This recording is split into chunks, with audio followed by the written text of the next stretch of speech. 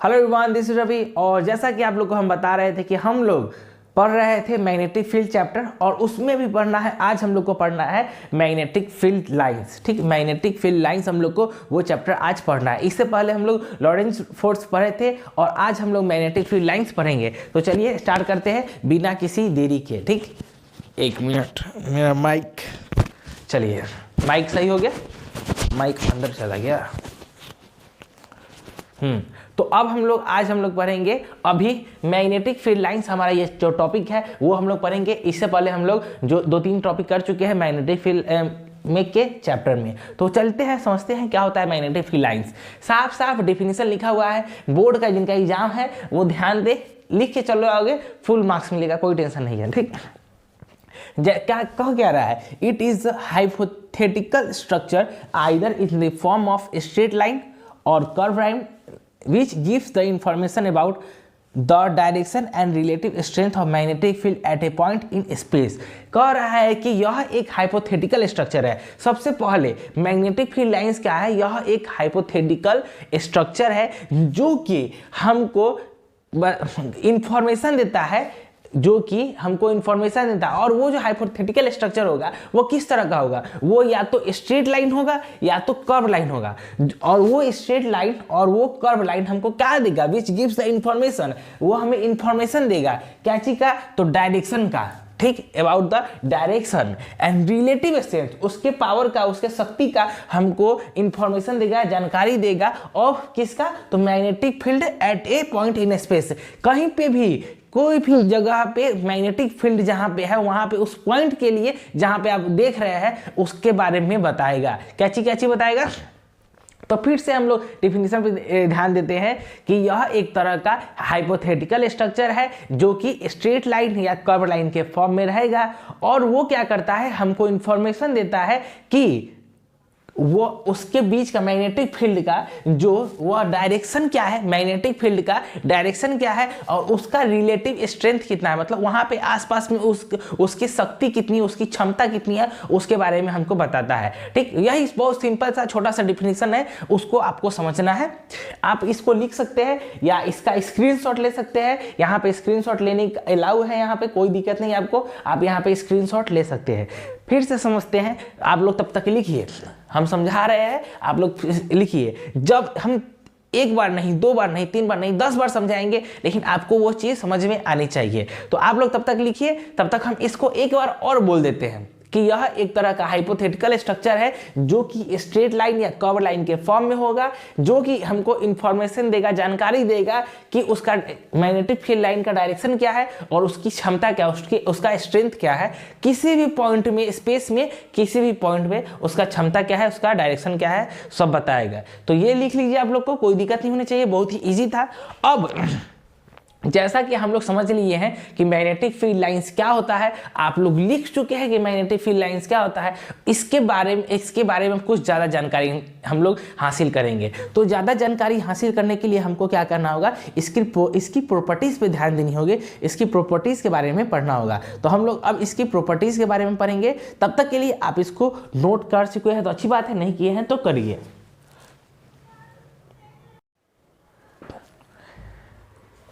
तो हम लोग मैग्नेटिक फील्ड्स पढ़ रहे थे। ठीक, तो उस मैग्नेटिक फील्ड पढ़ने के बाद, समझने के बाद कि होता क्या है मैग्नेटिक फील्ड, हम लोग डिस्कस करने वाले हैं कि उसका प्रॉपर्टीज़। ठीक, उसके बारे में ज़्यादा इन्फॉर्मेशन कहाँ से मिलेगा, हम मैग्नेटिक फील्ड की प्रॉपर्टीज़ के बारे में अगर पता कर ले, जान ले, तो हमको क्या पता चल जाएगा, मैग्नेटिक फील्ड के बारे में और थोड़ी जानकारी मिल जाएगी। तो हम लोग सबसे पहले उसकी प्रॉपर्टीज़ के बारे में पढ़ेंगे और समझेंगे। तो देखिए, हम यहाँ पे कुछ प्रॉपर्टीज़ लिखे हुए हैं, ऐसे बहुत सारी प्रॉपर्टीज़ है, हम अभी 3 ही प्रॉपर्टी लिखे हैं। इसके बाद फिर समझाने के बाद, इसको लिखवाने के बाद हम फिर लिखवाएंगे, फिर समझाएंगे। तो वो सारा आपको चीज़ को आप नोट कीजिएगा, समझिएगा अच्छे से। और बोर्ड एग्जाम में अगर बोला जाए कि मैग्नेटिक फील्ड क्या होता है या मैग्नेटिक फील्ड की प्रॉपर्टी क्या होती है, तो आपको यह चीज़ पूरा लिखना के आना होगा। बात समझिए, आपको यह पूरा लिख के बोर्ड एग्जाम में आना है, कोई टेंशन की बात नहीं है। फुल एग्जाम में फुल लिखिएगा, पूरा मार्क्स मिलेगा। बात समझे।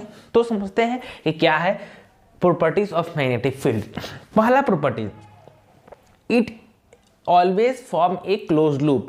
यह क्या करता है, हमेशा एक क्लोज लूप बनाता है। बात में कहने क्या मतलब है कि यह हमेशा एक क्लोज लूप बनाएगा, ठीक, एक हमेशा क्लोज लूप बनाएगा, सर्कल टाइप बनाए, मतलब क्लोज होना चाहिए, ठीक, क्लोज सिस्टम होना चाहिए, जरूरी नहीं कि सर्कल की तरह बनाए, कुछ भी हो लेकिन क्लोज होना चाहिए। बात समझे।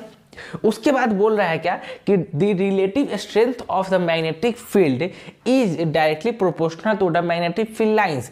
कह रहा है कि इसका जो मैग्नेटिक फील्ड रिलेटिव स्ट्रेंथ होगा, मतलब इसकी जो क्षमता होगी, इसकी जो शक्ति होगी, वह इसके प्रोपोर्शनल किसके होगी, डायरेक्टली प्रोपोर्शनल किसके है, तो मैग्नेटिक फील्ड लाइंस के। मतलब कि जहां पे जितना ज्यादा लाइंस हो मैग्नेटिक फील्ड उतना ही वहां ज्यादा होगा, और जहां पे मैग्नेटिक फील्ड जितना कम हो उतना ही मैग्नेटिक फील्ड वहां पे कम होगा। बात समझे कि इसका जो शक्ति, क्षमता, जो भी एनर्जी, पावर, वो सबसे ज्यादा वही होगा जहां पे मैग्नेटिक फील्ड लाइंस वो ज्यादा होगा। वहां कहां कम, कहां होगा, जहां पे मैग्नेटिक फील्ड लाइंस कम होगा। बात समझ में, बहुत ही इजी टॉपिक था, इजी पॉइंट था।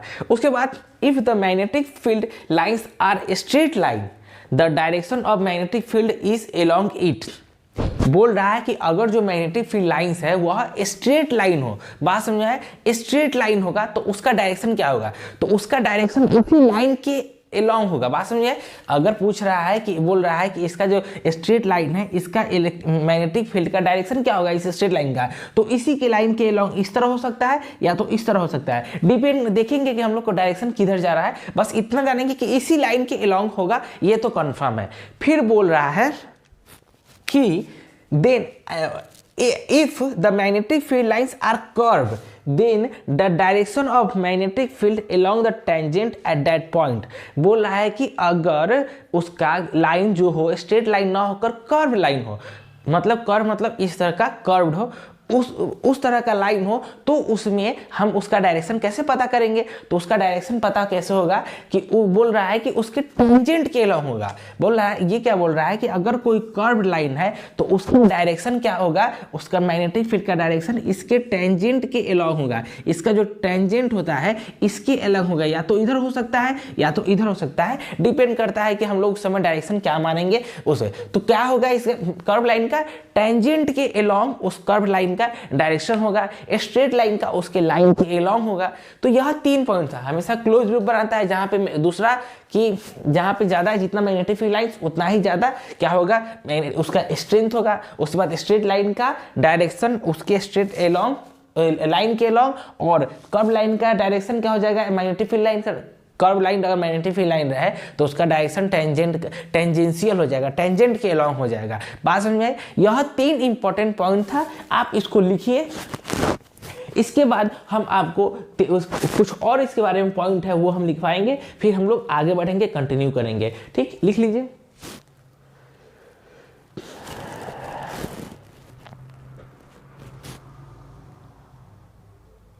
आप इसका स्क्रीनशॉट भी ले सकते हैं। ठीक, आप इस चीज का स्क्रीनशॉट भी ले लीजिए, कोई इशू नहीं है, कोई दिक्कत नहीं है। बात समझ में। चलिए हम लोग अब आगे बढ़ते हैं, और 3 पॉइंट लिख चुके हैं और हम लोग पॉइंट लिखते हैं। तब तक एक बार और आप लोग को लिख लीजिए, स्क्रीनशॉट ले लीजिए, कोई दिक्कत नहीं है।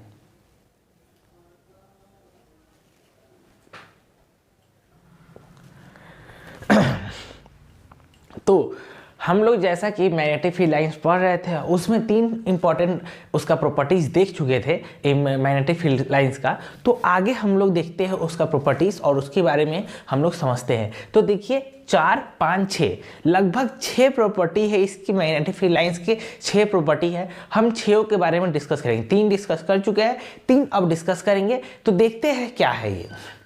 तो पहला देखिए क्या है, 2 or more than 2 magnetic field lines never intersect each other because at the point of intersection the direction of magnetic field lines cannot be obtained। कहा क्या रहा है कि 2 या 2 से अधिक मैग्नेटिक फील्ड लाइंस एक दूसरे को इंटरसेक्ट नहीं कर सकते हैं। फिर से सुनिए, दो या दो से अधिक मैग्नेटिक फील्ड लाइंस एक दूसरे को इंटरसेक्ट नहीं कर सकते हैं। ऐसा क्यों? इसीलिए कि जहां पे इंटरसेक्शन होगा यहाँ पे, तो यहाँ पे मैग्नेटिक फील्ड लाइंस का डायरेक्शन पता करना बहुत ही मुश्किल हो जाएगा। हम लोग डिसाइड नहीं कर पाएंगे कि इसका मैग्नेटिक फील्ड लाइंस का डायरेक्शन किधर होगा। इसलिए दो या दो से अधिक मैग्नेटिक फील्ड लाइंस एक दूसरे को इंटरसेक्ट नहीं करते हैं। ये बहुत ही इंपॉर्टेंट पॉइंट था, इसको आपको जानना बहुत जरूरी था। ठीक, कभी बोर्ड में पूछ देगा 1 नंबर में दिया 2 नंबर के क्वेश्चन में कि why magnetic field lines can not intersect each other, तो आपको वहां पे रीजन लिखना because we can not find the direction of magnetic field lines at that particular point. उस पार्टिकुलर पॉइंट पे आप डायरेक्शन फाइंड ही नहीं कर सकते, इसीलिए वह इंटरसेक्ट नहीं कर सकता है। समझ में आया बात, लॉजिक? अब आगे 5वां, it is directed from higher magnetic potential to lower magnetic potential. कह रहा है कि जो मैग्नेटिक फील्ड लाइंस का डायरेक्शन होगा वह हायर इलेक्ट्रिक पोटेंशियल से लेकर लोअर मैग्नेटिक पोटेंशियल तक होगा। बात में जो हो हायर मैग्नेटिक पोटेंशियल से लेकर लोअर मैग्नेटिक पोटेंशियल तक डायरेक्टेड होगा। मतलब इसको शुरुआत करना है कि कहां से कहां जाना है, तो क्या करेगा, हायर को खोजेगा कि हायर किधर है, वहां से लोअर की तरफ मूव करना चालू करेगा। बात समझ में आई आपको? हायर से लोअर की तरफ यह मूव करता है। उसके बाद हम लोग जानेंगे 6ठा पॉइंट क्या है। In case of permanent magnet it is directed from north pole to south pole outside it. बोल रहा है क्या कि चलिए मैग्नेटिक फील्ड लाइंस हम लोग देख लिए वायर के केस में या बहुत सारा केस में देख लिए, लेकिन अगर परमानेंट मैग्नेट है तो उसमें उसका डायरेक्शन क्या होगा, मैग्नेटिक फील्ड लाइंस का डायरेक्शन परमानेंट मैग्नेट में क्या होगा। तो बोल रहा है कि परमानेंट मैग्नेट में क्या होगा, डायरेक्टेड होगा, डायरेक्शन उसका किस तरह डायरेक्टेड होगा, north pole to south pole outside it. North pole to south pole के आउटसाइड, नॉर्थ पोल से लेके साउथ पोल के आउटसाइड में उसका डायरेक्शन डायरेक्टेड होगा। उसके बाद and from south pole to north pole inside it, और किसके तरफ होगा, साउथ पोल से नॉर्थ पोल की तरफ क्या है, इनसाइड। नॉर्थ पोल से साउथ पोल आउटसाइड जाएगा, लेकिन साउथ पोल से नॉर्थ पोल इनसाइड जाएगा उसका मैग्नेटिक फील्ड का डायरेक्शन। बात समझ में? मैग्नेटिक फील्ड लाइंस का डायरेक्शन होगा। तो ये तो सारी जानकारी थी लगभग, ये आपको मैग्नेटिक फील्ड लाइंस के बारे में थी। मैग्नेटिक फील्ड लाइंस की प्रॉपर्टीज सारा हम डिस्कस किए हैं, आप लोग इसको नोट करें बात में, और उसके बाद हम लोग आगे बढ़ते हैं, कंटिन्यू करते हैं। तब तक लग आप इसको नोट करें, स्क्रीनशॉट ले जो करना है, क्योंकि बोर्ड एग्जाम में आप ये लिखे आओगे तो फुल मार्क्स मिलेगा, ये मेरी गारंटी है। ठीक, अगर नहीं देता, आपको लगता है कम आया, तो आप हमको मैसेज करना, हम दिलवा देंगे।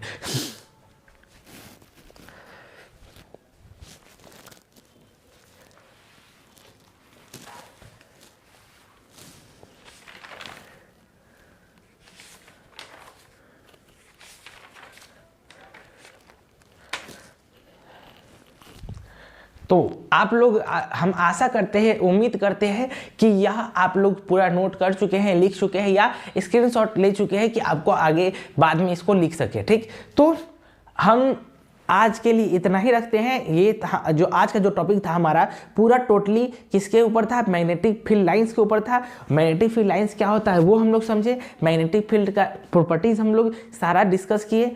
अब हम लोग मिलेंगे नेक्स्ट लेक्चर में नया टॉपिक के साथ, और जल्दी से जल्दी हम लोग यह खत्म करेंगे। तब तक के लिए अलविदा, टाटा, बाय बाय, शुक्रिया, धन्यवाद।